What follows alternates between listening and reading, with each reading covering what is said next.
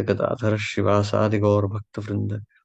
हरे कृष्ण कृष्ण कृष्ण हरे हरे, हरे राम राम राम हरे हरे। हरे कृष्ण। तो आज हम कौन सा श्लोक कर रहे हैं? 11732। 1730।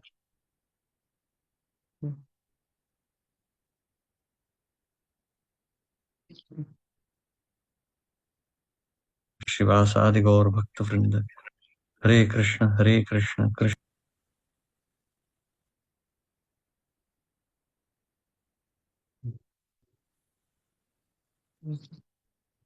हम्म। ओम नमो भगवते वासुदेवाय। ओम नमो भगवते वासुदेवाय। ओम नमो भगवते वासुदेवाय। त्वां वर्तमानं नरदेवदेहेष्व अनुप्रवृत्तोऽयम् अधर्मपूगः। लोभोन्नृतं चौर्यम् अनार्यमंहो, ज्येष्ठा च माया कलहश्च दम्भः। अनुवाद और तात्पर्य श्रील प्रभुपाद जी द्वारा। यदि कली रूपी अधर्म को नर देवता अर्थात किसी कार्यकारी प्रशासक के रूप में कर्म करने दिया जाता है, तो निश्चय ही लोभ, असत्य, डकैती, अशिष्टता, विश्वासघात, दुर्भाग्य, कपट, कलह तथा दंभ जैसे अधर्म का बोलबाला हो जाएगा। किसी भी मत के अनुयायी गण धर्म के सिद्धांतों जैसे तप, स्वच्छता, दया तथा सत्य का पालन कर सकते हैं। जैसे कि हम पहले कह चुके हैं, इसके लिए हिंदू से मुसलमान या ईसाई अन्य कोई मतावलंबी बनने की आवश्यकता नहीं है, जिससे कि स्वधर्म त्यागी बनकर धर्म के सिद्धांतों का पालन न करना पड़े। भागवत धर्म धर्म के सिद्धांतों का पालन करने के लिए कहता है। धर्म के सिद्धांत न तो रूढ़ियां हैं, न ही किसी मत के नियामक सिद्धांत हैं। ऐसे नियामक सिद्धांत संबंधित देश तथा काल के अनुसार भिन्न भिन्न हो सकते हैं। मनुष्य को इतना ही देखना है कि धर्म का उद्देश्य पूरा होता है या नहीं। वास्तविक सिद्धांतों तक पहुंचे बिना रूढ़ियों तथा सूत्रों में चिपके रहना ठीक नहीं है। धर्मनिरपेक्ष राज्य किसी भी विशेष मत के प्रति निष्पक्ष रह सकता है, किंतु राज्य उपर्युक्त धर्म के सिद्धांतों के प्रति उदासीन नहीं रह सकता। लेकिन कलयुग में राजसत्ता के कार्यकारी अध्यक्ष ऐसे धार्मिक सिद्धांतों के प्रति उदासीन होंगे। अतएव उनके संरक्षण में धार्मिक सिद्धांतों के विरोधी यथा लालच, असत्य, छल तथा चोरी स्वाभाविक रूप से पनपेंगे। और ऐसे राज्य में भ्रष्टाचार रोकने के लिए विज्ञापनबाजी के हो हल्ले का कोई अर्थ नहीं होगा। हरे कृष्ण। हम्म। तो यही वार्तालाप है जो आगे बढ़ रहा है, जो हम पिछले कुछ हफ्तों से कर रहे हैं, कि महाराज परीक्षित जो हैं, वो उन्होंने कली पुरुष को देख लिया है। 16वें अध्याय में भी हम यही देख रहे थे कि गौ माता को उन्होंने रोते हुए देखा, और अब उन्होंने धर्म रूपी बैल को भी रोते हुए देखा है। अब वो यही विचार कर रहे हैं कि अधर्म क्यों पनप रहा है। क्योंकि वो राजा हैं, वह अर्जुन के जो हैं पौत्र हैं, इसलिए उनके मन में यह सब विचार आना स्वाभाविक है। अर्जुन ने युद्ध भूमि में धर्म की रक्षा की थी भगवान के अधीन, और अब उनके पौत्र होने के नाते अब वो भी ये जानते हैं कि धर्म की रक्षा करना उनका कर्तव्य है। तो और अब जब वो ये धर्म की ये दयनीय अवस्था देख रहे हैं, और इस प्रकार से देख रहे हैं कि ये अधर्मी जो काल पुरुष है, ये जो अधर्मी कलयुग का प्रतीक है, ये किस प्रकार से अधर्म को बढ़ा रहा है, तो उन्होंने अपना आपा खो दिया है। अब वो क्रोध में आके इस प्रकार से विचार कर रहे हैं। तो इस संदर्भ में हम देखते हैं कि इस संदर्भ में शिल प्रभुपाद क्या कहते हैं, पहले इस पे विचार करते हैं। तो शिल प्रभुपाद कहते हैं कि ये जो संसार है, इसमें भांति भांति के जीव हैं, मतलब अलग अलग गुणों के अधीन हैं। जैसे पशु होते हैं, वो तमोगुण प्रधान है। पशु पक्षी पेड़ पौधे ये तमोगुण प्रधान है। जो मनुष्य हैं, वो रजोगुण प्रधान होते हैं। भांति भांति के जीव हैं, ब्रह्मा जी से लेके, जैसे श्री प्रभुपाद कहते हैं, इंद्र से लेके इंद्रगोप तक सभी प्रकार के जीव होते हैं। तो जो देवगण हुए, जैसे जो कि ब्रह्मलोक के सत्यलोक के निवासी हुए, तपलोक महरलोक के निवासी हुए, स्वर्गलोक के निवासी हुए, ये सत्वगुण प्रधान होते हैं। इनकी चेतना बहुत शुद्ध होती है, इन्हें भगवान का साक्षात्कार होता है। बड़े बड़े ऋषि मुनि जैसे अंगीर हो गए, नारद हो गए, देवल हो गए, असित हो गए, इनका संग प्राप्त होता है। तो ये चेतना की अलग अलग श्रेणियां हैं, जो ऊपरी लोकों से निचले लोकों तक जाती हैं। तो यह जो होते हैं नरदेव कहलाते हैं, ये सब देवता गण होते हैं, ये इनकी चेतना दैवी होती है। इसलिए इन्हें एक ऐसे स्थान पर नियुक्त किया जाता है जहां से ये प्रकृति का संचालन कर सकें। तो इस संसार में जो जीव जन्म लेता है, वो जो है अपनी अनिष्ट इच्छाओं के कारण जन्म ले रहा है। यदि हम इस पर गहराई से विचार करें, इस संसार में जीव जो है वो जन्म क्यों लेता है? कृष्णा भूलि से ही जीव अनादि बहिर्मुख, भगवान से विमुख होके ही जीव यहाँ पर जन्म लेता है। तो जिस जीव की चेतना शुद्ध होती है, जिस जीव की चेतना भगवत परायण होती है, वो जीव जो है वो देवता का रूप लेता है। जिसकी चेतना जो होती है भगवान से जितनी ही प्रतिकूल होती चली जाती है, उसकी उसका उतना ही जो है, उतना ही निकृष्ट जन्म होता चला जाता है। तो संसार में जो भांति भांति के लोग हैं, भांति भांति प्रकार की चेतना लेके आते हैं, और यह जो होता है, इन इनकी चेतना का उद्धार करना जो है, उसका जो उत्तरदायित्व है भगवान स्वयं ही ले लेते हैं। भगवान कह रहे हैं ना, यदा यदा ही धर्मस्य ग्लानिर्भवति भारत अभ्युत्थानम अधर्मस्य तदात्मानं सृजाम्यहम्। तो भगवान अवतरित होते हैं जितनी बार धर्म की ग्लानि होती है, परंतु इस संसार में तो सभी लगभग नास्तिक हैं। इसलिए तो उन्होंने संसार में जन्म लिया है। इसलिए भगवान जो है इस संसार में राजा के रूप में प्रकट होते हैं। इसीलिए राजा को नरदेव कहा जाता है। आप यदि श्रीमद् भागवतम के आने वाले स्कंधों को ध्यान से पढ़ेंगे, तो बहुत स्थानों में आप देखिए राजा को नरदेव से भी नरदेव के रूप में संबोधित किया जाएगा। अर्थात नर, नरों में देव, भगवान के प्रतीक। श्री चैतन्य महाप्रभु भी चैतन्य चरितामृत में यही कहते हैं। गोपीनाथ पट्टनायक वाला जो जो प्रकरण होता है, वहां पे जब गोपीनाथ पट्टनायक ने राजा का पैसा जो होता है व्यर्थ में गंवा दिया होता है, तो चैतन्य महाप्रभु यही कहते हैं कि राजा भगवान का प्रतीक है, और राजा की धनराशि को इस प्रकार से अनर्थ कार्यों में जो है यहाँ वहां खर्च कर देना, यह अधर्म है और दंडनीय है। तो राजा जो होता है धर्म का प्रतीक होता है। तो राजा का यह कर्तव्य होता है कि धर्म की स्थापना करे। केवल नियम और कानून की व्यवस्था बना देना ही राजा का कर्तव्य नहीं होता है। राजा का कर्तव्य है धर्म की स्थापना करना। जैसे यहाँ हम देख रहे हैं श्लोक में कि श्री प्रभुपाद कह रहे हैं कि यदि अधर्म को फैलने दिया गया, तो फिर सभी प्रकार की, जैसे लोभ है, झूठ है, ठगी है, चोरी है, ये सब जो है धीरे धीरे अपने आप पनपेंगे। यदि राजा स्वयं ही जो है शुद्ध चेतना का नहीं है, तो प्रजा कैसे शुद्ध हो सकती है? यदि पिता का चरित्र ठीक नहीं है, तो बच्चों का चरित्र कहाँ से सुधर पाएगा? तो इसलिए ये आवश्यक है कि राजा नरदेव बने। राजा अपने आप को भगवान की भगवान का प्रतिनिधि स्थापित करे, अपने चरित्र को शुद्ध करे, और उस धर्म की स्थापना करे। तो तो इस संदर्भ में श्रील प्रभुपाद इस प्रकार से बताते हैं कि एक राजा जो होता है, वो ये उसका दृष्टिकोण क्या होना चाहिए। एक राजा का दृष्टिकोण यह होना चाहिए कि यह सब जो प्रजा है, ये बच्चों समान है, मूर्ख समान है, इनके इनकी बुद्धि नहीं है, अल्प बुद्धि है ये।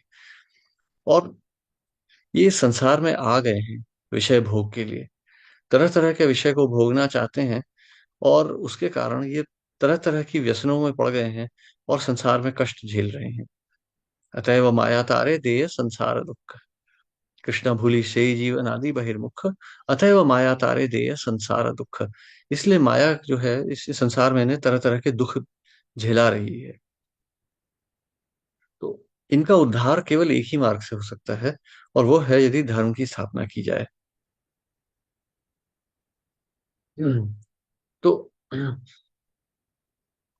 क्योंकि धर्म की स्थापना किए किए बिना समाज का कोई अर्थ नहीं रह जाएगा। जैसे नारद भक्ति सूत्र में शिल प्रभुपाद बताते हैं कि 84 लाख योनियों में जो जीव की होती हैं, उसमें से 4 लाख योनियां मनुष्यों की होती हैं। इन 4 लाख मनुष्य योनियों में केवल कुछ ही मनुष्य हैं जो आर्य कहलाते हैं, किसी प्रकार के धर्म का पालन करते हैं।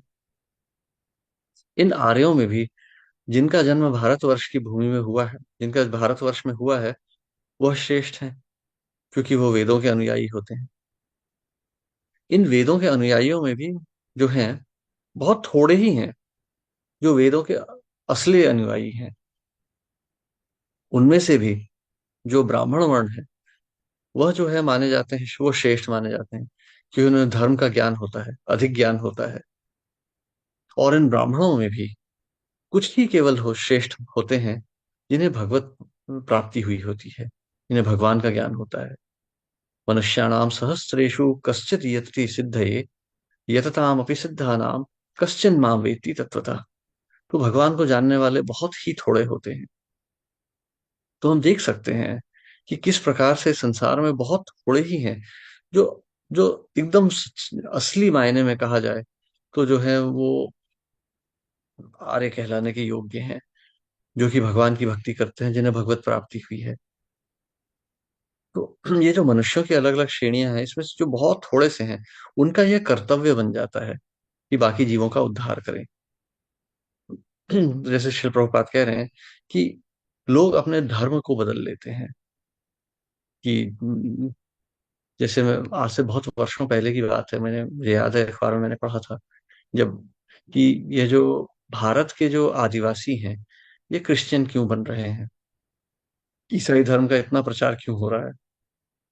तो आदिवासियों से पूछा गया तो उन्होंने कहा कि बहुत सरल सी बात है, ये जो ईसाई प्रचारक हैं, ये हमारे गांव में आते हैं, कहते हैं कि आपको चावल और मांस खाने को मिलेगा हर हफ्ते, यदि आप ईसाई बन जाएं तो बहुत सरल है, हम सब ईसाई बन जाते हैं, फिर हमें मुफ्त का भोजन मिल जाता है। तो हम देख सकते हैं ये तो मतलब आहार निद्रा भय मैथुनम चा सामान्यम एतत् पशु भीर नराणम, ये तो पशु भी करते हैं।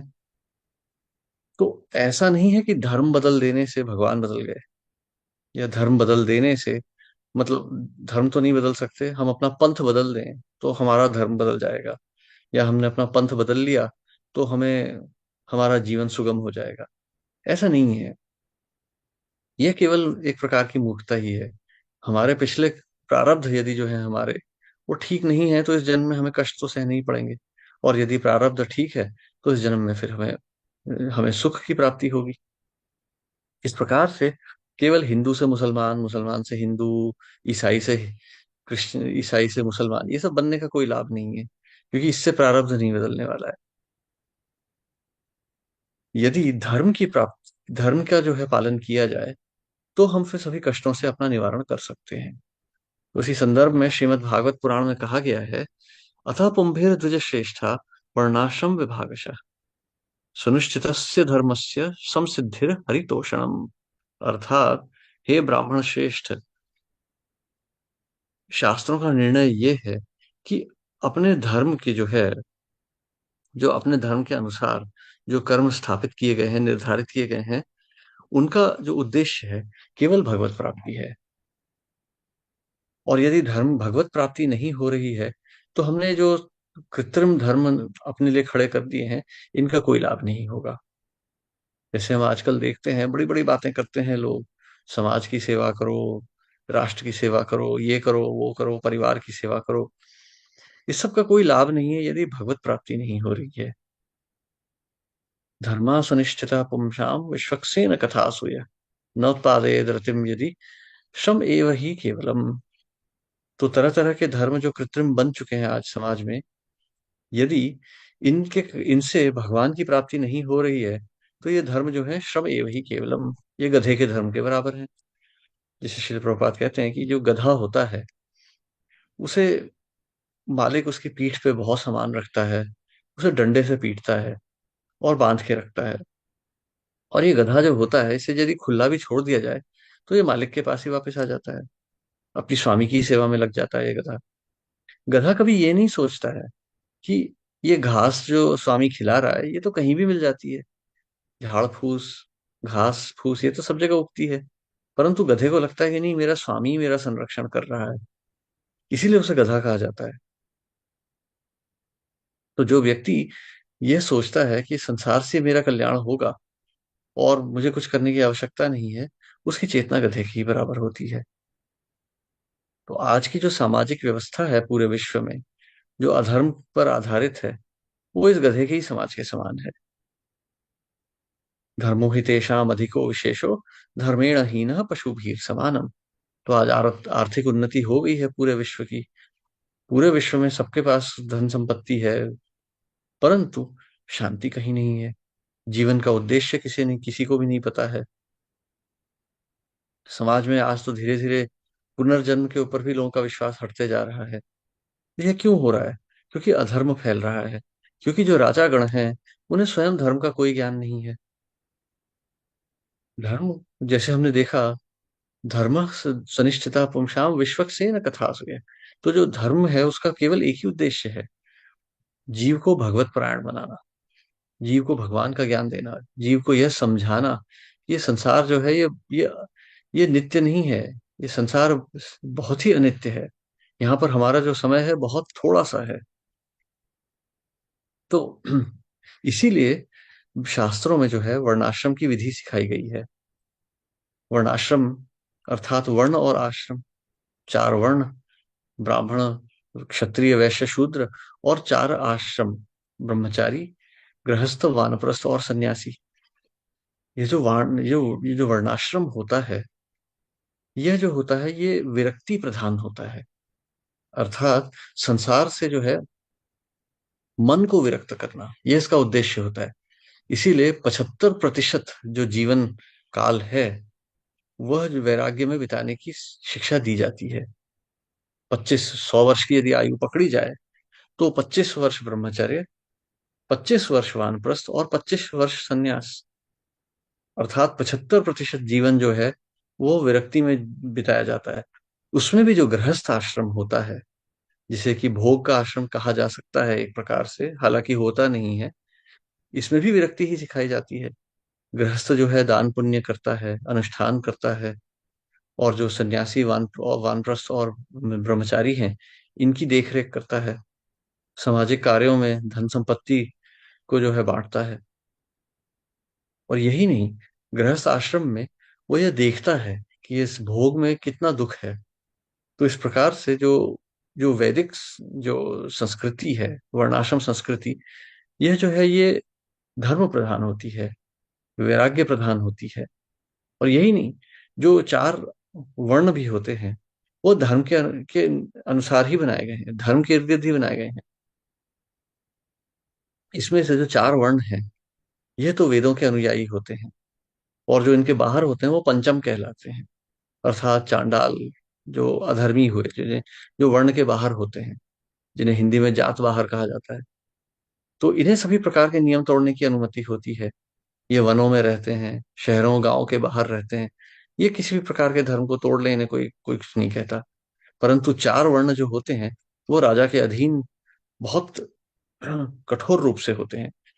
राजा यह ध्यान रखता है कि ये जो चारों हैं ये नियमों का सब प्रकार से पालन करें, ताकि किसी प्रकार का अधर्म ना फैल सके। जैसे हम देखते हैं, यदि हम शास्त्रों को पढ़ें, या आप जैसे पुराने शास्त्रों में पढ़ें, जैसे कि यदि हम मतलब अवैदिक शास्त्रों की भी बात करें, जैसे मुद्रा राक्षस, मृच्छकटिकम, इस प्रकार के जो संस्कृत के जो काव्य हैं, जो हमारे महान कवियों ने लिखे हैं, यदि हम इन्हें ध्यान से पढ़ें तो आप वहां भी देखेंगे कि राजा के गुप्तचर जो थे वो राज्य में विचरण करते थे, और राजा स्वयं भी वेश बदल के विचरण करते थे अपने साम्राज्य में, देखने के लिए कि धर्म का पालन हो रहा है। अब आज तो राजा जो है गुप्तचर भेजते हैं केवल राजनीति देखने के लिए, परंतु पहले राजा धर्म का आचरण देखने के लिए ये सब किया करते थे, कि धर्म का पालन हो रहा है या नहीं हो रहा है, नहीं हो रहा है तो कौन तोड़ रहा है और क्यों तोड़ रहा है, जैसे इस संदर्भ में हम देख रहे हैं। तो अब ये कर्तव्य केवल राजा का ही नहीं होता है, राजा तो प्रधान है। हर व्यक्ति जो किसी भी प्रकार का यहाँ पर जो है, जो धर्म का प्रतीक बनता है, जो किसी भी प्रकार से किसी कोई जो है हम कहें एक प्रकार से प्रतिनिधित्व करना चाहता है, प्रतिनिधि बनना चाहता है, उसका ये धर्म बन जाता है। और यदि वो ये नहीं कर पाता है तो उसे फिर इस पद को त्याग देना चाहिए, अथवा उसे इसका दंड मिलेगा। गुरुर न सस्यात् स्वजनो न सस्यात्, पिता न सस्यात् जननी न सस्यात्, दैवम न तत्स्यान्न पतिश्च च सस्यान्, न मोचये देह समुपेत्य मृत्युम। अर्थात जो व्यक्ति अपने ऊपर निर्भर व्यक्तियों का जो है वो उद्धार नहीं कर सकता, उन्हें जन्म मृत्यु के पास से नहीं बचा सकता, उसे कभी गुरु, पिता, पति, माता या देवता नहीं बनना चाहिए। इस संदर्भ में श्रील प्रभुपाद कहते हैं कि यदि माता पिता ना भी हो, बड़े भाई, बड़े बहन, चाचा, मामा, ये सब जो होते हैं, जो किसी प्रकार से जो है एक अधिकारी का रूप ले रहे हैं, इनका कर्तव्य होता है कि धर्म की शिक्षा दें, ये सबको धर्म सिखाएं। और यदि ये अपने कर्तव्य का पालन नहीं कर सकते तो उन्हें इसका दंड मिलेगा, ये पाप हो जाता है। तो वैदिक जो समाज है, यहाँ पर हर व्यक्ति को इसका ध्यान ध्यान देना होता है। इसके संदर्भ में बहुत से उदाहरण आते हैं। ये त्याज्य हैं, ये प्रतिनिधि जो हैं समाज के, ये त्याज्य हैं यदि ये अपने धर्म का पालन नहीं कर रहे। तो जैसे हम उदाहरण देखते हैं प्रहलाद महाराज का। सबसे पहला उदाहरण हम देखते हैं बलि महाराज का। उन्होंने अपने गुरु का त्याग कर दिया। उनके गुरु उषण जो थे, शुक्राचार्य, वो उन्हें धर्म के मार्ग से हटने के लिए कह रहे थे, इसलिए उन्होंने अपने गुरु का त्याग किया। प्रहलाद महाराज के जो पिता थे वह असुर थे, अधर्मी थे, इसलिए प्रहलाद महाराज ने अपने पिता का त्याग किया। भरत महाराज की माता कैकेयी ने अधर्म का पालन किया, उन्होंने अधर्म का मार्ग चुना, जिसके कारण बहुत अनिष्ट हुआ राज्य में, इसलिए भरत महाराज ने अपनी माता का त्याग किया। उसी प्रकार से हम देख सकते हैं कि जैसे आ, जब भगवान कृष्ण और बलराम जब आए तो ब्राह्मण पत्नियों ने अपने पति का त्याग किया। और इसी प्रकार से हम बहुत शास्त्रों में उदाहरण देख सकते हैं कि भगवत प्राप्ति के लिए यदि कोई व्यक्ति हमारे लिए जो है, जिसे हम एक प्रकार से कहें बाधा बन रहा है, तो उसका त्याग ही कर देना ठीक होता है। तो हमें प्रतिनिधि नहीं बनना चाहिए यदि हम उस प्रतिनिधित्व का जो है वो भार ठीक से नहीं निभा सकते, अर्थात हम धर्म के मार्ग पर न स्वयं चल पाते हैं न दूसरों को चला पाते हैं। तो भगवान कह रहे हैं भगवत गीता में, यद करोषि यद अश्नासि यद जुहोषि ददासि यद यद यद तपस्यसि तो कौन्तेय यद तत्कुरुष्व मद अर्पणम। कि आप जो भी खाते हैं, आप जो भी दान करते हैं, आप जो भी तपस्या कर रहे हैं, ये सब मेरे मुझे अर्पण कर दीजिए। तो एक माता, पिता, गुरु, राजा, इनका ये कर्तव्य होता है, देवता, इनका ये कर्तव्य होता है कि इस प्रकार से अपने अनुयायियों को वो धर्म के मार्ग पर चलाएं, भगवत मार्ग पर चलाएं। यदि वो नहीं कर पाते हैं तो फिर वो त्याज्य हैं, फिर उन्हें उन्हें त्याग ही देना अच्छा है। हर जीव का ये कर्तव्य है कि वो स्वयं का उद्धार करे।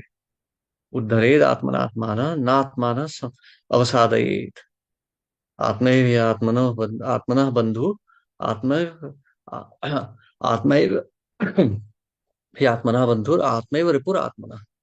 स्वयं का मन ही शत्रु है, स्वयं का मन ही जो है वो स्वयं का मित्र है। और हर जीव का यह कर्तव्य है कि अपने मन का उद्धार करे। उद्धरेर आत्मनात्मानैव नात्मानैव अवसादयेत। यह नहीं कहा गया है कि आप किसी की शरण लें या ना लें, ये नहीं कहा गया है। भगवान सबसे पहले कह रहे हैं कि आपका स्वयं का कर्तव्य बनता है। जैसे अंग्रेजी में एक कथन आता है ना, बायर बीवेयर, कि जो अंतिम जो उत्तरदायित्व बनता है वो हमारा स्वयं का होता है। हम यमराज के समक्ष खड़े होकर यह नहीं कह सकते कि मेरे राजा अधर्मी थे, मेरे पिता अधर्मी थे, मेरी माता अधर्मी थी।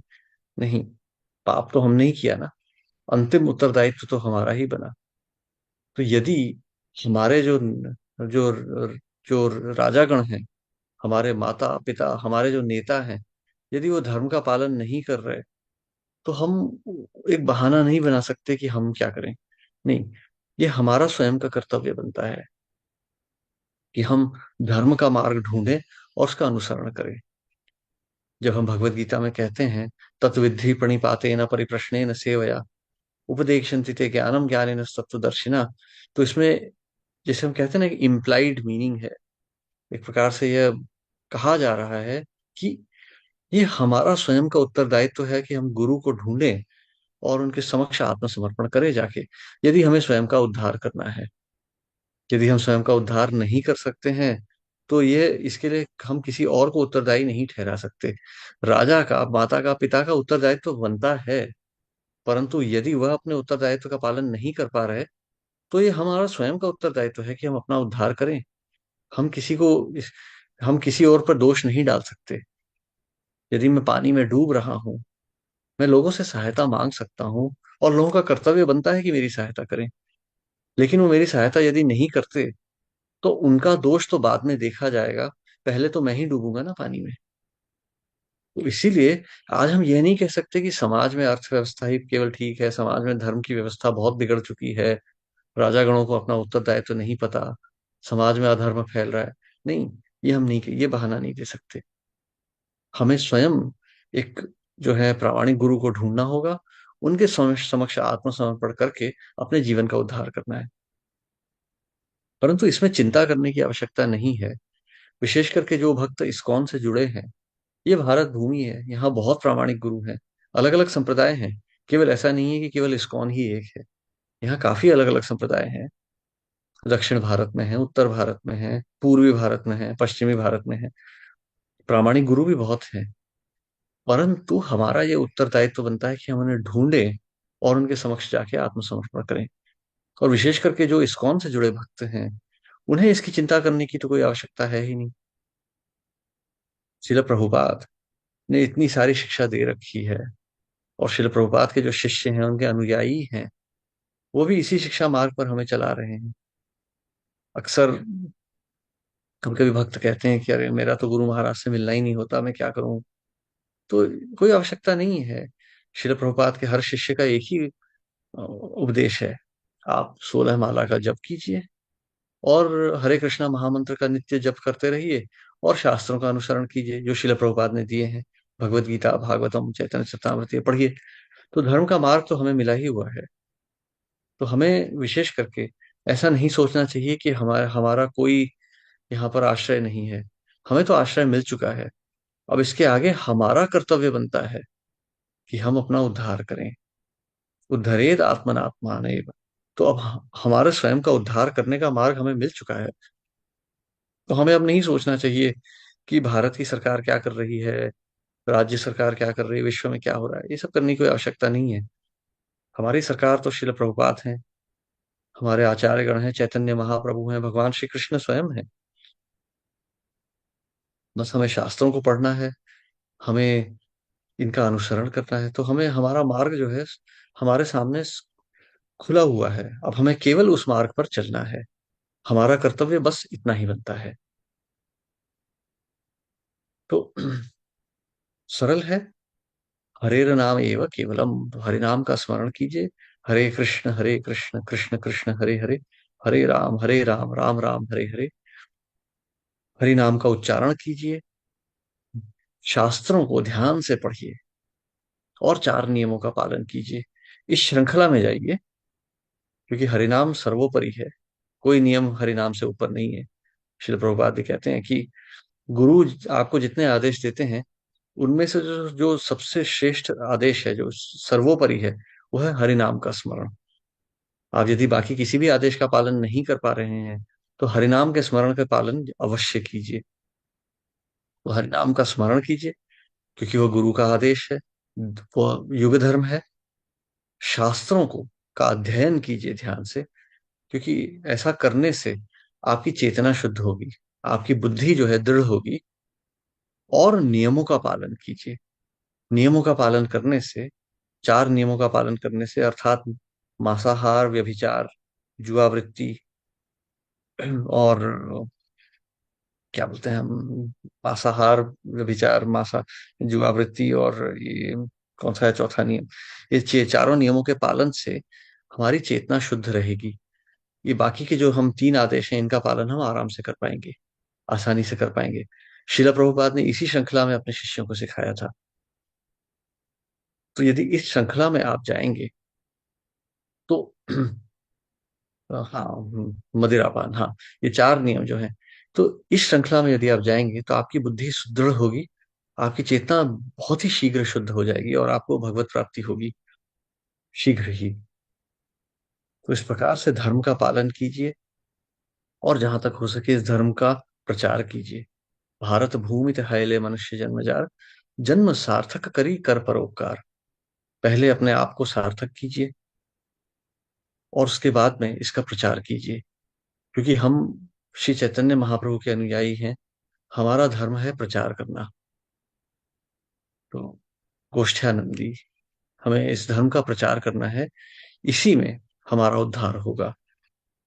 यदि हमने प्रचार नहीं किया तो बैठे बैठे ही माया हमें धर दबोचेगी और हम फिर यहीं संसार में डूब जाएंगे, हम बाहर नहीं आ पाएंगे। तो चाहे पुरुष हो चाहे स्त्री हो, चाहे आप स्वस्थ हो अस्वस्थ हो, इससे कोई फर्क नहीं पड़ता है। आप बस जहां तक हो सके अपनी क्षमता के अनुसार प्रचार कीजिए, शास्त्रों को पढ़ के प्रचार कीजिए, जो प्रचार कर रहे हैं उनकी सहायता कीजिए। इस प्रकार से अपनी चेतना को शुद्ध कीजिए और गुरु के आदेशों का पालन कीजिए, तो आपका जीवन जो है सफल हो जाएगा। हरे कृष्ण। किसी का कोई प्रश्न या टिप्पणी?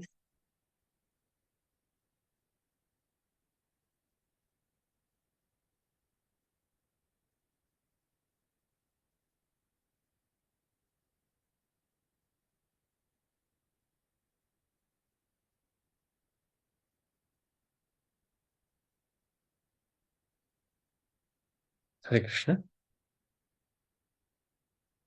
हरे कृष्ण। धन्यवाद। सही। इसको तो आप जो सुन के हमें ये लगता है कि आपका स्वयं का शास्त्र अध्ययन बहुत अच्छा है। शास्त्रों का आपने बहुत गहराई से अध्ययन किया है। तो आप हमारा भी मार्गदर्शन कीजिए कि किस प्रकार से हमको शास्त्रों को पढ़ना चाहिए। तो आपका प्रश्न वैसे सुनने में बहुत सरल लगता है, परंतु है नहीं। और वैसे मैं भी कोई बहुत बड़ा पंडित शास्त्री तो हूँ नहीं, मतलब जो छोटे मोटे कर्तव्य हैं वो उसे पूरा कर रहा हूँ। तो मतलब वो जैसे कहेंगे ना कि एक एक dwarf trying to catch the moon, एक नाटा व्यक्ति चंद्रमा को पकड़ने का प्रयास कर रहा है। परंतु आपने प्रश्न किया है तो उसका उत्तर देने का प्रयास करूंगा मैं। तो शिल प्रभुपाद कहते थे कि मेरी पुस्तकों का अध्ययन ध्यान से कीजिए, प्लीज स्टडी माई बुक्स स्क्रूटिनाइजिंगली। तो अब इसका अर्थ ये नहीं हुआ कि हम रट्टा लगा लें शास्त्रों का, दिन रात उन्हें रट लें। यदि कर सकें तो अच्छा ही है, परंतु शिल प्रभुपाद का तात्पर्य ये है कि इन शास्त्रों को समझ के अपने जीवन में उतारिए। अब कोई पूछेगा कि भाई इन्हें कैसे उतारें, मैं तो दार्शनिक हूं नहीं, मैं तो पढ़ा लिखा नहीं हूं, मैं तो इंजीनियर हूँ, डॉक्टर हूँ, कभी ये दार्शनिक शास्त्र नहीं पढ़े हैं। तो इसका अर्थ ऐसा नहीं है। इनको इस प्रकार से समझिए, जैसे एक इंजीनियर होता है, वो क्या करता है, वो कुछ कोई शास्त्र पढ़ता है और उसको फिर चला के देखता है। जैसे मशीन के बारे में हम पढ़ते हैं तो मशीन बना के देखते हैं कि ये ज्ञान किस प्रकार से कार्यरत होता है। एक वकील जो होता है अदालत में जाके देखता है कि वकालत किस तरह से की जाती है। एक डॉक्टर अस्पताल में देखता है कि डॉक्टरी कैसे की जाती है। एक मरीज को देख के समझता है डॉक्टरी कैसे की जाती है, चिकित्सा कैसे की जाती है।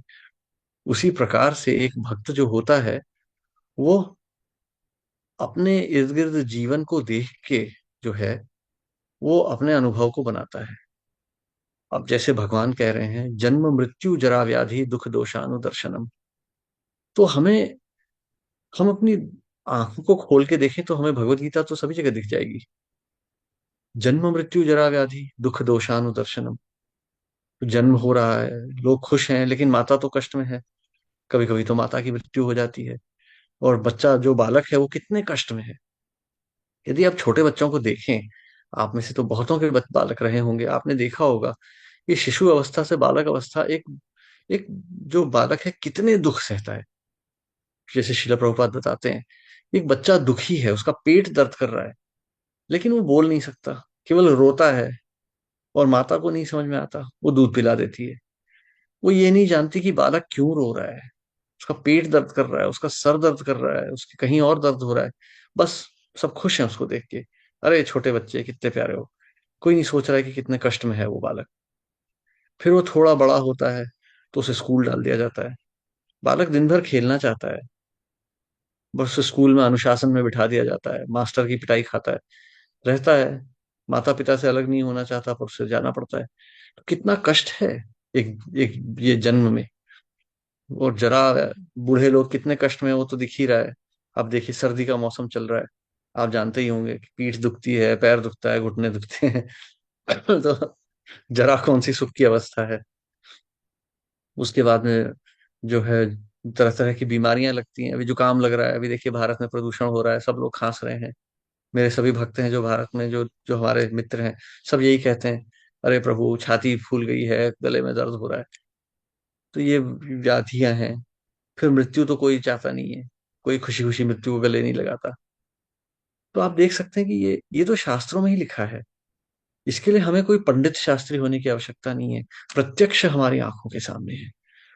तो जो हम पढ़ रहे हैं, हमें देखना है। अब जैसे यही श्लोक देखिए जो आज हमने पढ़ा था, कि यदि राजागण धर्म के अनुयायी नहीं है तो सभी प्रकार का छल कपट पनपेगा राज्य में। तो आज आप देखें पूरे विश्व में जो सभी राजागण हैं वो चोर हैं, वो सभी तो ठग हैं केवल। बड़ी बड़ी बातें करते हैं और हमने स्वीकार कर लिया है कि ठीक है ये ठग है, लेकिन ये अच्छा ठग है, ये हमारा ठग है। हम नहीं सोचते कि अरे ये राजा तो भगवान का प्रतिनिधि होना चाहिए। ये सवेरे सवेरे उठ के अपना चेहरा दिखाता है, अपने गाने गाता है, ये भगवान का नाम क्यों नहीं लेता? सवेरे उठ के हरि हराय नमः क्यों नहीं कहता, हरे कृष्ण, या कम से कम ओम नमः शिवाय क्यों नहीं बोलता है? ये अपना ही नाम क्यों लेता है हर नेता? केवल धर्म, केवल अर्थव्यवस्था की बात करेंगे, केवल शत्रु की वध की बात करेंगे, परंतु भगवान की बात नहीं करते। हमने स्वीकार कर लिया है और उसके कारण हम देख रहे हैं। अब जैसे भारत में ही आप देखिए, आप अपनी साइकिल में ताला लगाएंगे, मोटरसाइकिल को बंद करेंगे, गाड़ी को गैराज में लगा देंगे, क्यों करेंगे? क्योंकि आपको पता है कि आपकी सामग्री कोई चोरी कर लेगा। यह धर्म नहीं है। धर्म के अनुसार तो चोर को मृत्यु दंड भी दिया जाता है। तो समाज में कोई चोरी नहीं होनी चाहिए। आज से हजारों वर्ष पहले वो कौन सा तो था, हाँ, मेगास्थनीस करके एक दार्शनिक था जो अलेक्जेंडर के साथ आया था भारत में। उसने कहा था कि भारत एक धर्म प्रधान भूमि है, यहाँ पर लोग अपने घरों में ताले भी नहीं लगाते हैं, क्योंकि सबको पता है चोरी करना अधर्म है, इसलिए कोई चोरी नहीं करता। परंतु आज तो आप देखिए, आज तो हमें सीसीटीवी सर्वेलेंस लगानी पड़ती है, क्योंकि धर्म ही नहीं है। और आज की बात नहीं है ये तो मतलब सदियों से चला आ रहा है धीरे धीरे धर्म का पतन। यदि आज भी आप अंदर एकदम गांव में जाएं तो आप देखिए गांव की झोपड़ियों में पर्दे लगे होते हैं, दरवाजे में ताले नहीं होते थे, क्योंकि हमें पता था ये धर्म भूमि है, यहाँ कोई चोरी नहीं करेगा, सब अपने सरल जीवन था। तो इस प्रकार से यदि हम देखें तो हम पाएंगे कि धर्म हम अपने जीवन में कैसे उतार सकते हैं और अधर्म किस प्रकार से पनप रहा है। तो एक एक शब्द जो शास्त्रों में लिखा है, हमें वो प्रत्यक्ष में दिख जाएगा। तो जो हम कहते हैं कि स्टडी द बुक स्क्रूटिनाइजिंगली, वो इस प्रकार से कीजिए। तो आप पढ़िए पुस्तक को। वैसे शिला प्रभुपाद की पुस्तकें बहुत सरल हैं, बहुत ही सरल हैं। प्रभुपाद मतलब एकदम तथ्यों को एकदम सरल भाषा में लिख देते हैं, कोई घुमाते फिराते नहीं है, लपेटते नहीं है। तो इनको पढ़िए और विचार कीजिए कि हमने देखा क्या था।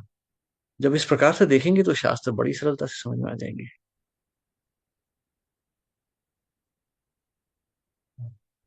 Thank you very nicely answered. Thank you. You gave us extra spectacles today to see the world around through the eyes of scriptures. Thank you.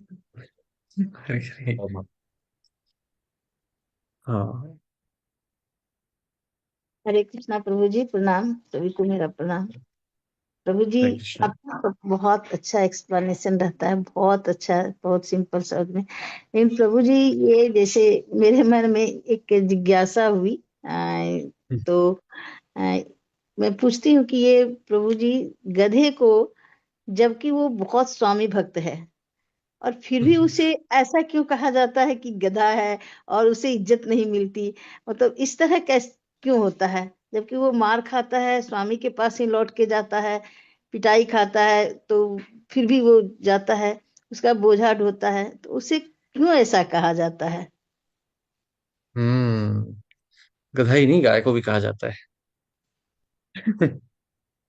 देखिए, ये प्रश्न आपका बहुत गहरा है, ये सरल प्रश्न नहीं है आपका। ये ध्यान से देखें। देखिए, गधे में सभी प्रकार के गुण हैं।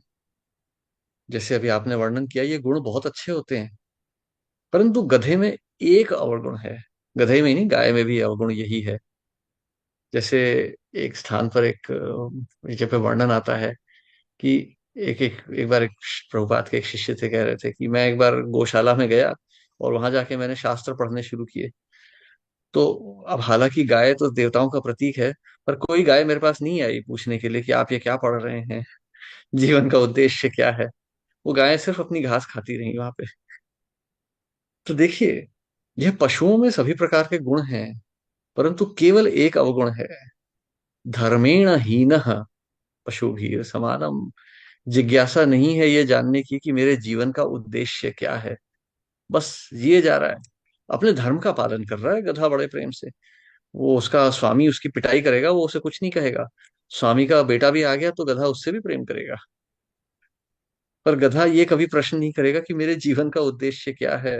हे स्वामी, आपने मुझे इस प्रकार से अपना जो है सेवक बना के क्यों रखा है, मेरा उद्धार कैसे होगा, वो नहीं कभी पूछेगा। बस घास खाएगा, बोझा उठाएगा, खुश रहेगा। हाँ, और बीच बीच में कभी गधी मिल गई तो उससे लातें खाने भी चला जाएगा। प्रभुपाद लिखते हैं कि गधा जो है वो जाएगा गधी के पास, उसे लात मारेगी पकड़ के, फिर भी वो उससे संभोग करने का प्रयास करेगा। ये नहीं सोचेगा कि कितना कष्टदायी है ये लातें खाना। ये नहीं सोचेगा कि चलो एक जगह खड़े होकर हरि नाम का ही स्मरण कर लें, हरि का स्मरण करें। नहीं, ये नहीं करेगा। वो लातें खाएगा, मालिक से डंडे खाएगा, गधी से लातें खाएगा। मुंह पे पड़ती है गधे की लात, मैंने भी देखा है। मतलब यदि आप जाएंगे ना, राजस्थान में तो बहुत गधे होते हैं, मतलब उत्तर प्रदेश, राजस्थान में, वृंदावन में जाइए, आपको गधे बहुत दिखेंगे। वो जाइए ना, कभी कभी जब उनका वो जो मौसम आता है, वो जो उनका होता है ना, संभोग का मौसम, तो देखिए गधा आएगा, धड़ाम से लात खाएगा। मतलब आप देख के डर जाएंगे कि कहीं मर वर ना जाए। पर गधे को कोई फर्क नहीं पड़ेगा, लातें खाएगा, खुशी खुशी खाएगा। तो ये गधे की कठिनाई है, गधे के जीवन की। पर हम देख के हंसते हैं कि ये तो गधा है, मतलब क्या मूर्ख है ये। परंतु हम नहीं देखते। हमारे हमारे लड़के हैं, पढ़ाई करेंगे, 18-18 घंटे पढ़ेंगे, आईआईटी में जाएंगे। आईआईटी में भी कोई तो आत्महत्या ही कर डालेंगे, लेकिन वो पढ़ेंगे वहां भी, फिर वहां से विदेश जाएंगे, फिर वहां जाके बहुत पैसा कमाएंगे दिन रात मेहनत करके। फिर मेरी गर्लफ्रेंड से मुझे विवाह करना है, मेरी गर्लफ्रेंड ने ब्रेकअप कर दिया। फिर उससे बात करेगा, फिर वो कहेगी हाँ अच्छा ठीक है, तुम्हें गाड़ी और घर खरीदो। फिर वो खरीदेगा। वो नहीं देखेगा कि किस प्रकार से वो भी लातें खा रहा है गधी से, क्योंकि स्वयं भी गधा है, अपने जीवन के उद्देश्य का विचार नहीं कर रहा। और उसकी गर्लफ्रेंड भी गधी है, क्योंकि उसे भी अपने जीवन का कोई उद्देश्य नहीं पता है। परंतु ये ना एक बहुत, एक, जैसे प्रभुपाद कहते हैं ना, बहुत सोफिस्टिकेटेड रूप में हो रहा है ये सब। इसलिए हम नहीं सोच रहे कि ये व्यक्ति भी गधा है, वो भी गधी है। मनुष्य रूप में है केवल, द्विपाद पशु। आज हम देख रहे हैं ना, जैसे वो आप बड़े बड़े शहरों में जाइए तो लड़के मोटरसाइकिल लेके घूमते हैं, ये चक्कर काटते हैं, ये करते हैं। मॉल्स के बाहर लड़कियां दिखेंगी तो मोटरसाइकिल में घुमाएंगे, ये करेंगे। ये सब क्या है? ये गधे का ही तो व्यवहार है। गधा भी तो, जैसे प्रभुपाद लिखते हैं, बड़ा प्यारे संदर्भ में प्रभुपाद एक बात कहते हैं कि गधा जो है, वो गधी को देख के सुंदर काव्य गाता है, सुंदर सुंदर गाने गाता है। परंतु जो बुद्धिमान मनुष्य होता है, उसे वो केवल रेखने के समान सुनाई देता है। वो कहता है, वो गधे को पत्थर मार के भगाता है कि चुप कर, क्या शोर मचा रहा है। जैसे आज से बहुत वर्ष पहले की बात है, मुझे याद है, मैं खिड़की से बाहर देख रहा था। तो ऐसे मैं देख रहा हूँ कि 4-5 कुत्ते जा रहे थे चलते हुए। 4-5 कुत्तों के बीच में एक कुतिया भी थी। तो वो, उसमें ना एक कुत्ते की पत्नी थी वो शायद, तो उसकी वो रक्षा करने का प्रयास कर रहा था, और बाकी कुत्ते उसे पटाने की प्रयास में लगे हुए थे। तो ये कुत्ता जो था ना, सबको भौंक भौंक के डरा रहा था यहाँ से वहां से। मतलब बड़ी ही हैरानी वाली बात थी ये रात रात का समय था, 9-10 बज रहे थे, और मैं देख के हैरान रह गया कि शास्त्रों में कितना सुंदर वर्णन आता है इस सब तथ्यों का। कि ये कुत्ता अपनी कुतिया को बचाने का प्रयास कर रहा है, उसके धर्म की रक्षा कर रहा है, उसके चरित्र की रक्षा कर रहा है। परंतु वो कुतिया भी ऐसी, मतलब ढीले चरित्र की है, दूसरे कुत्तों की तरफ देख रही है। और ये कुत्ता जो है परेशान हो रहा है उसकी रक्षा करने के लिए। तो मुझे वही याद आया, आहार निद्रा भय मैथुनम च सामान्य एतात पशु वीर नराणाम। तो हम देख सकते हैं कि हमारा समाज भी इसी प्रकार से पशु समाज बन चुका है, कि हम धर्म को भूल गए हैं। परंतु आप उसको अगर दूसरी तरह से देखें, तो आप पाएंगे कि गधा जो है वो ज्यादा निष्ठावान है मनुष्यों से। धर्म की संज्ञा तो ना मनुष्य के पास है ना गधे के पास है। पर गधा जो है कम से कम वफादार है, वो मालिक को छोड़ के नहीं भाग जाता। यहाँ तो हम ओके फॉर, मेरा सीवी में लिखा होगा 3 years I work in Tata Motors, next 3 years in media. तो मैं तो गधे से भी गया गुजरा हूँ। ये जीवन का भी ज्ञान नहीं है और मैं तो वफादार भी नहीं हूँ किसी के लिए। तो समझ रही है। तो गधे की बस यही एक कमी है, धर्म को नहीं जानता। और यदि मनुष्य नहीं जानेगा तो गधे से भी बदतर हो जाता है।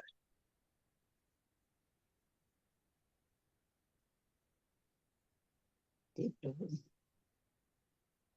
हरे कृष्णा। हाँ, मोहन मुरारी प्रभु। हरे कृष्णा। हरे कृष्णा प्रभु जी, दंडवत प्रणाम प्रभु जी। हरे कृष्णा, दंडवत प्रणाम। बहुत अच्छा व्याख्यान किया, इसके लिए आपको बहुत बहुत धन्यवाद। प्रभु जी, मैं शास्त्र पढ़ता हूँ मगर समझ नहीं पाता। उसके बाद जो भी समझता हूँ फिर भूल जाता हूँ। इसके लिए प्रभु क्या कुछ कहते हैं, हम बताइए। किस तरह ये पढ़ें, कितना पढ़ें, ये समझ में आ रहा है। प्रभु यदि आपकी हरिनाम में निष्ठा है, आप नियमों का पालन सुगमता से कर ले रहे हैं, आचार्यों में आपकी निष्ठा है, तो आप धर्म को तो ऐसे ही समझ गए हैं। एक बार जी। भक्ति चारू स्वामी ने शिल प्रभुपाद से पूछा था कि प्रभुपाद, ये भगवत गीता, श्रीमद् भागवतम, चैतन्य चरितामृत इसी श्रृंखला में पढ़नी चाहिए या अगर ऊपर नीचे हो जाए तो चलता है? तो शिल प्रभुपाद ने कहा कि यदि आपकी हरिनाम के प्रति रुचि है, आप धर्म का पालन कर रहे हैं, तो फिर आप कैसे भी पढ़ सकते हैं। क्योंकि इन शास्त्रों का उद्देश्य है हरिनाम में आपकी निष्ठा को स्थापित करना। यदि वो हो गई है तो फिर कोई फर्क नहीं पड़ता है। उसी प्रकार से मतलब उसी संदर्भ में मैं भी यही कहना चाहूंगा कि यदि हरिनाम का उच्चारण आप कर पा रहे हैं, आपकी धर्म में निष्ठा है, तो आप शास्त्रों को समझ गए हैं।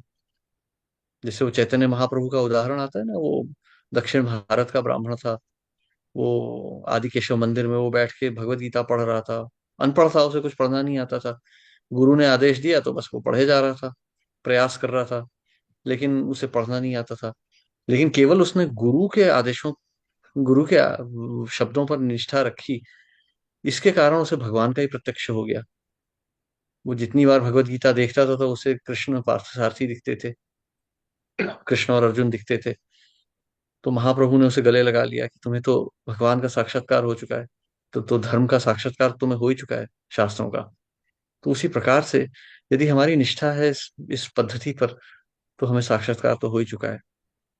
परंतु फिर भी यदि हम इसे समझना चाहें, तो इस संदर्भ में प्रभुपाद यही कहते हैं कि आप थोड़ा सा पढ़िए और उसका साक्षात्कार कीजिए। एक श्लोक पढ़िए और उसको अपने जीवन में उतार के देखिए। वैसे भी मतलब जैसे वो श्लोक आता है ना हिंदी में, पोथी पोथी जग पढ़ा पंडित भया ना कोई, ढाई आखर प्रेम का पढ़े सो पंडित होए। तो वैसे ही हम यदि समझें, तो यदि इसका संदर्भ हमें समझ में आ गया है तो यही शास्त्रों को समझना है। क्योंकि जैसे मैं अपने मतलब अपने उदाहरण से बता रहा हूँ आपको, मैंने से बहुत देखे हैं भक्त जो बहुत शास्त्र पढ़े एकदम पंडित बन गए, परंतु इसके कारण अहंकार भी बढ़ गया, और इसके कारण आज बहुत भक्तों का पतन हो चुका है। क्योंकि अहंकार आ जाता है ना, फिर हम दूसरों को निम्न समझने लगते हैं। अब आज आप मुझसे ये प्रश्न पूछ रहे हैं, इसका अर्थ ये नहीं है कि मैं कोई पंडित हूं और आप मूर्ख हैं। नहीं, हम भक्त हैं। आपके मन में एक संशय है, आपने प्रश्न किया, मैं शिला प्रभुपाद की वाणी पढ़ के आपको उसका उदाहरण दे सकता हूँ। यह नहीं कि मैं आपसे श्रेष्ठ हो गया। तो कभी कभी शास्त्रों का बहुत अध्ययन करने से ये अहंकार भी आ जाता है। तो हमें इस अहंकार को भी हटाना होता है। क्योंकि ये अहंकार जहां आ गया तो हम भगवान से वहीं कट गए। क्योंकि फिर हम इसे अपना मानने लग गए ना, अहम ममेति, ये मेरा ज्ञान है। तो इस प्रकार से शास्त्रों का अध्ययन जो होता है, बहुत सावधानी से कीजिए, यह मानते हुए कि ये भगवत वाणी है, भगवान और गुरु की कृपा से मुझे मिली है, इसका मुझे अनुसरण करना है बस। तो शास्त्रों को आप थोड़ा सा पढ़िए, अपने जीवन में उतारते जाइए, और हरिनाम का उच्चारण ज्यादा से ज्यादा कीजिए। क्योंकि हरिनाम जीवन का उद्देश्य है। हरेर नाम एव केवलम, शास्त्र एव केवलम नहीं कहा गया है। शास्त्र तो जो है विधि है, शास्त्रों का अनुसरण करना है हरिनाम के स्मरण के लिए। तो थोड़ा सा पढ़िए, जीवन में उतारते जाइए और आगे बढ़ते जाइए। इससे हृदय भी शुद्ध होता जाएगा और शास्त्र भी समझ में आ जाएंगे। अंत में जैसे ही भगवत प्राप्ति होगी, गुरु की कृपा प्राप्त होगी, जैसे वो हम गाते हैं ना रोज सवेरे, गुरु मुख पद्म वाक्या चित्ते ते कोरी हो आज्ञा, और ना कोरी हो मने आशा। जी प्रभु तो वो जी। कहते हैं ना कि गुरु यदि प्रसन्न हो गए, गुरु की वाणी हमारे हृदय में यदि जागृत हो गई, तो शास्त्र तो अपने आप ही आ जाएंगे। भगवान ने भी क्या कहा है, मत्तः स्मृतिर ज्ञानम अपोहनम च सर्वस्य सर्वस्य चाहम हृदय सन्निविष्टो। तो ये ज्ञान हमारी बुद्धि से नहीं आता है, हमारी दृष्टि से नहीं आता है। ज्ञान भगवान हमारे हृदय में उजागर करते हैं, यदि हमारी शास्त्रों में और भगवान गुरु में निष्ठा है तो गुरु मुख पद्म वाक्य, तो ये जो हम पढ़ रहे हैं, ये हम एक प्रकार से कहें ना तो शास्त्र अध्ययन नहीं कर रहे, हम शिल प्रभुपाद की वाणी का अध्ययन कर रहे हैं, गुरु वाणी का। इसलिए हमें भक्ति में हमारी प्रगति हो पा रही है थोड़ी बहुत भी। तो इस निष्ठा को बढ़ाते जाइए, अपने आप जो भी आपके लिए आवश्यक है भगवान दे देंगे। नहीं तो शास्त्रों की कोई सीमा नहीं है, पढ़ पढ़ के लोग पागल हो जाते हैं और शास्त्र समाप्त नहीं होते। तो थोड़े से जो शास्त्र प्रभुपाद ने दिए हैं, ये बहुत सरल है, इन्हें प्रेम से पढ़िए। यदि एक शब्द में उत्तर देना चाहूं तो इसे प्रेम से पढ़िए आप।